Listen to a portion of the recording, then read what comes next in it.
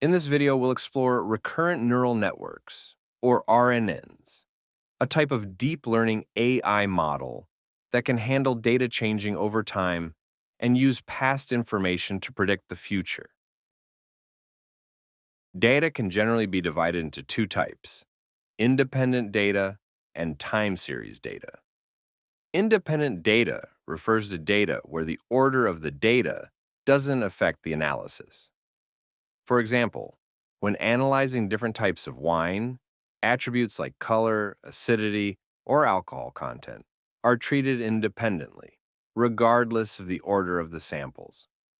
On the other hand, time series data is observed sequentially over time, so the order matters and past values can significantly influence future values. For instance, sensor readings that change over time may affect whether a product ultimately passes or fails, meaning previous sensor values can impact the current outcome. Let's take a look at the two sentences. I work at Google, and I Google at work. The word Google appears in both, but its meaning changes depending on the context. In the first sentence, it's a noun referring to the company name, while in the second, it's a verb meaning to Google something. This shows that a single word alone isn't enough to understand meaning. You have to consider the order and context of surrounding words. In fact, much of real-world data, like sentences, speech, music, or stock prices, have this sequential nature, where past information plays a crucial role. However, models like standard ANN or CNN can't capture the order or the relationships that unfold over time, which led to the development of new deep learning techniques designed for sequences, one of which is the RNN. RNN, or Recurrent Neural Network, is a type of neural network specialized for handling time series or sequential data. It processes inputs in order over time, and the output at each time step is influenced by the hidden state from the previous step. In other words, they can retain some past information to reflect sequential context. A typical neural network is structured with an input layer, hidden layer, and output layer, which can be visualized as information flowing vertically from input to output. In contrast, an RNN has a structure where the hidden layers from the previous and current time steps are fully connected, allowing the hidden state from the previous step to carry over to the current one. As shown in diagrams, each hidden layer is fully connected to the hidden layer of the previous time step, allowing the network to retain past information and process data sequentially. Let's visualize the RNN structure to make it easier to understand. A typical neural network consists of an input layer, a hidden layer, and an output layer.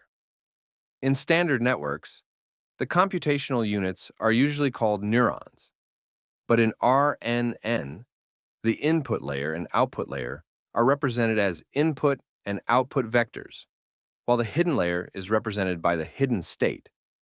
We denote the input as X, the hidden state as H, and the output as Y, with the subscript ET, indicating time.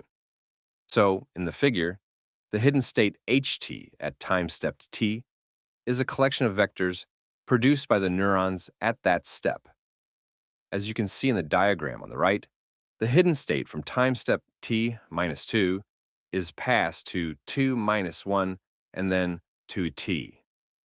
This shows that the hidden state from previous time steps is continuously carried forward, allowing past information to influence the current output, making RNN neural networks that can reflect sequential context. To better understand the structure of an RNN, let's first look at a typical ANN. As explained in previous deep learning videos, the basic structure of a perceptron involves multiplying the input by weights, adding a bias, and then applying an activation function to produce the output. Specifically, if we denote the weights as omega, the bias as B, and the activation functions as F and G, then the hidden layer H can be expressed as applying the activation function F to omega times X plus B. The output layer is calculated by applying the activation function G to omega times H plus B.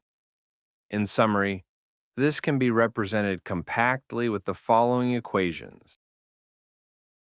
Let's apply a typical ANN to the time series data we discussed in the previous slide, which includes sensor readings over time and the corresponding pass/fail outcomes.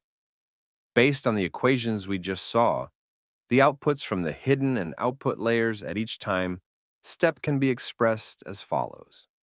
Looking at this, we can see that a standard ANN only considers the information from the current time step. It does not take any previous time steps into account. Now, let's look at a case where the hidden state from a previous time step influences the hidden state of the next step.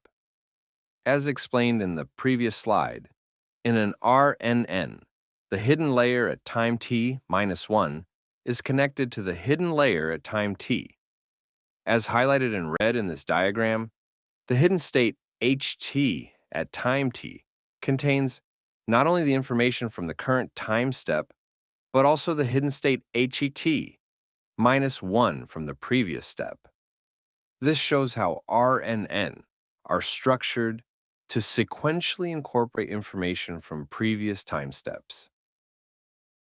Now, let's apply an RNN to the time series data we discussed earlier, which includes sensor readings over time and the corresponding pass/fail outcomes. The hidden state ht at time t contains the previous hidden state ht minus 1, and ht minus 1 in turn contains ht minus 2, the hidden state from the step before that. In other words, unlike a standard ANN, information from previous time steps is incorporated into the current step, meaning past information can influence the current output, something we can also express mathematically. One important point to note about RNN is that while the network contains many parameters, the weights and biases are shared across all time steps. This allows information from previous steps to be repeatedly fed into the network, forming the recurrent structure. Specifically, as shown in the diagram, an RNN has three main sets of weights: between the input layer and hidden layer, between the hidden layer and output layer, and between hidden layers across time steps. This structure can be visualized in a simplified diagram, and it's precisely this recurrent connection that gives the network its name: Recurrent Neural Network. RNN can be categorized based on the length of their input and output sequences into structures like many-to-one, one-to-many, and many-to-many. Each structure is suited to different types of problems. The many-to-one structure takes sequential inputs over multiple time steps and produces a single output at the end. For example, it can be used in sentiment analysis, where a sentence is input word by word to determine whether it expresses a positive or negative emotion, or in sensor data anomaly detection, where a series of sensor readings over time is used to decide whether the system is operating normally or abnormally. The one-to-many structure takes a single input and generates outputs over multiple time steps. For example, it can be used in image captioning, where a single image is input and described as words like sea, cloud, boat, or in music generation, where one initial condition is used to produce a sequence of notes over time. The many-to-many structure takes inputs over multiple time steps and produces outputs over multiple time steps. In this case, the lengths of the input and output sequences can be the same or different. Typical applications include machine translation, where an English sentence like, I love you, is converted into a Korean sentence, 나는 니를 사랑해, and speech recognition, where an audio signal is converted into a sequence of words.